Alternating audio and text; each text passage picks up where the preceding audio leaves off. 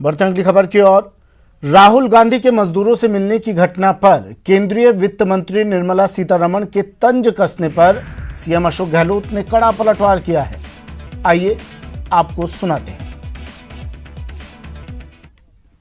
राहुल गांधी अपनी बात कहते हैं तो किसी को बुरा माने झूठ क्या है। राजनीति में, डेमोक्रेसी में ऐसे कमेंट आते हैं तो बाकी लोग भी प्रेरणा लेते हैं, बाकी लोग भी अपने अपने तरीके से इमदाद करते हैं। जैसे अभी भामा साहब ने, दानदाताओं ने कोई कमी नहीं रखी। पूरे मुल्क के अंदर जिस रूप में लोगों ने आगे आकर के इमदाद करी है, गरीबों की, मजदूरों की, असहाय लोगों की, वो तारीफ़ के काबिल है।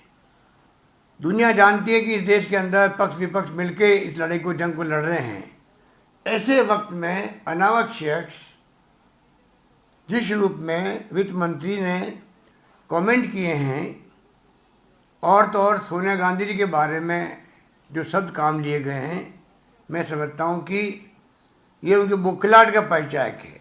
वो सहन नहीं कर पा रहे हैं जिस प्रकार की भूमिका सोनिया गांधी की और राहुल गांधी की रही है इस पूरी जंग के दौरान में, और जिस प्रकार लोगों ने वेलकम किया उनके सलाह को, उनकी कमेंट्स को, उनकी अप्रोच को, उससे बुखला करके मैं समझता हूँ कि वित्त मंत्री श्रीमती निर्मला सीतारमण जी से ये कमेंट करवाए गए हैं। वहीं कांग्रेस नेता सुरजेवाला ने भी वित्त मंत्री के बयान पर तंज कसा और कहा कि मजदूरों के घाव पर नमक छिड़कना बंद करें, ये मजदूर हैं, मजबूर नहीं। रणदीप सिंह सुरजेवाला ने ट्वीट कर लिखा कि मोदी जी, निर्मला जी, राहत के मरहम के बजाय घाव पर नमक छिड़कना बंद करें, ये मजदूर हैं, मजबूर नहीं। ये ट्वीट भी आपको टीवी स्क्रीन पर दिखा रहे हैं। मजदूर की बेबसी आपको ड्रामेबाजी लगती है। नंगे पांव में पड़े सैकड़ों छाले ड्रामेबाजी दिखते हैं। भूखे प्यासे चलते जाने की व्यथा, क्या ये ड्रामेबाजी है? ये तमाम बातें सुरजेवाला ने अपने ट्वीट के जरिए कही। 135 मजदूरों की मौत भी आपको ड्रामेबाजी लगती है क्या? मजदूरों का आपने घोर अपमान किया है। संवेदनहीन सरकार मजदूरों से माफी मांगे।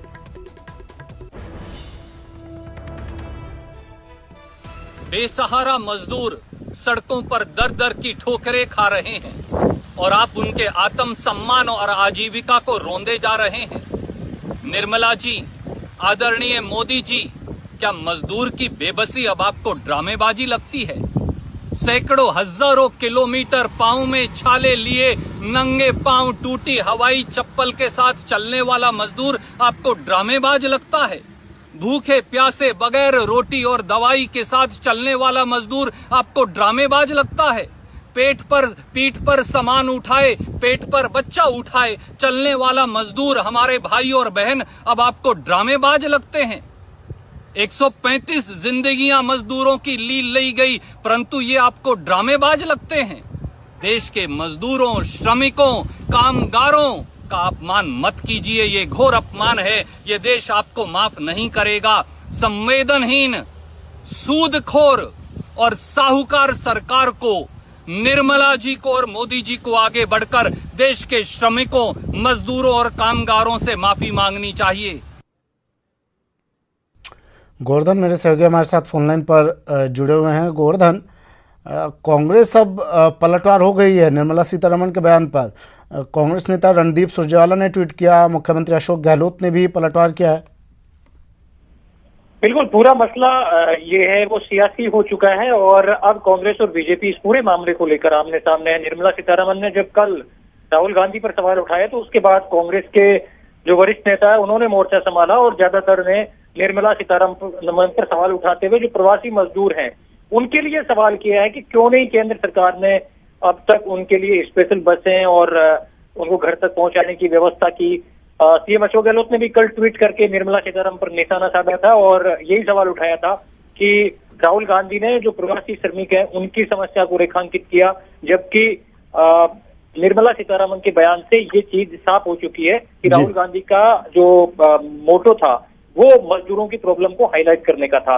साथ ही गहलोत ने यह भी सवाल उठाया कि केंद्र से जिस तरह राजस्थान सरकार ने बसों की व्यवस्था की है प्रवासी श्रमिकों के लिए, केंद्र सरकार ने ऐसा क्यों नहीं किया। तो कुल मिलाकर के ये जो पूरा मसला पहले कहा जा रहा था कि कोरोना में कांग्रेस बीजेपी नहीं होगा, सियासत नहीं होगी, वो बातें अब नहीं रही है। अब इस मसले पर, प्रवासी श्रमिकों के मसले को लेकर कांग्रेस और बीजेपी आमने सामने है, क्योंकि प्रियंका गांधी के निर्देश के बाद राजस्थान में अलवर और भरतपुर क्षेत्र से जो प्रवासी मजदूर थे यूपी के, उनको ले जाने के लिए बसें भेजी गई थी। करीब कांग्रेस की ओर से बयान जारी करके कहा गया था कि 500 बसें वहां भेजी गई है, लेकिन यूपी ने उनको अपने स्टेट में क्रॉस नहीं होने दिया। जो भरतपुर जिले की सीमा है उत्तर प्रदेश से लगती हुई, वहां पर प्रशासन ने उनको रोक दिया और यूपी में एंटर नहीं करने दिया।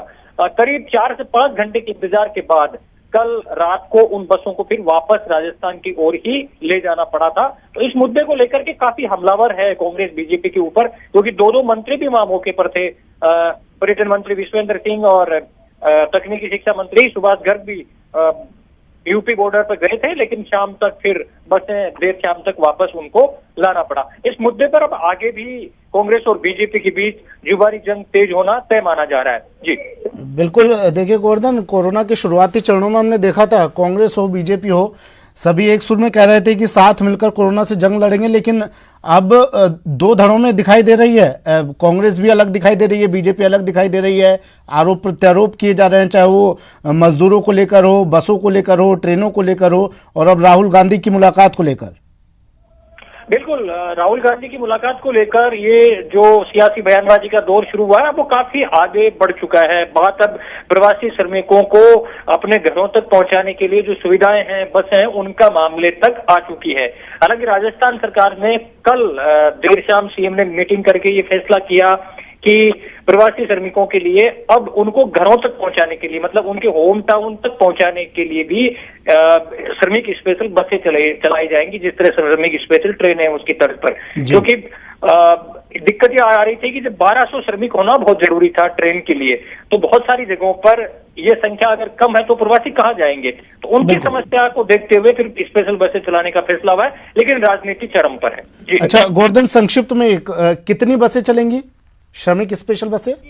श्रमिक स्पेशल बसों के लिए रोडवेज को कहा गया है, अभी उसकी गिनती तय नहीं हो पाई है, लेकिन चलिए शुक्रिया गोवर्धन तमाम जानकारी के लिए। तो राजस्थान सरकार श्रमिकों के लिए श्रमिक स्पेशल बसें भी चला रही है, लेकिन इससे इतर राजनीति जमकर।